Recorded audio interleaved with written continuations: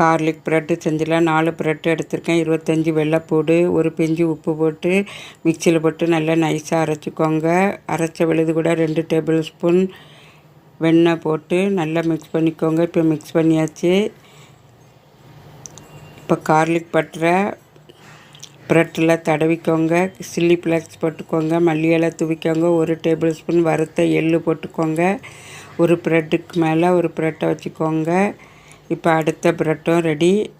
கல் ஹீட்டாகிட்டு இப்போ தோசை கல்லில் போட்டு எடுத்துடலாம். மேலே வெறும் பட்டரை போட்டுக்கோங்க.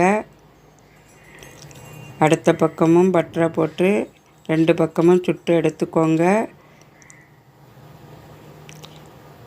இப்போ சுவையான கார்லிக் ப்ரெட்டு ரெடி. அதுக்கு மேலேயும் திரும்ப வறுத்த எள்ளு போட்டுக்கோங்க. மல்லி இலை போட்டுக்கோங்க. இந்த ப்ரெட்டுக்கு டொமேட்டோ சாஸ் வச்சு சாப்பிட சூப்பராக இருக்கும். வீடியோ பார்த்ததுக்கு நன்றி.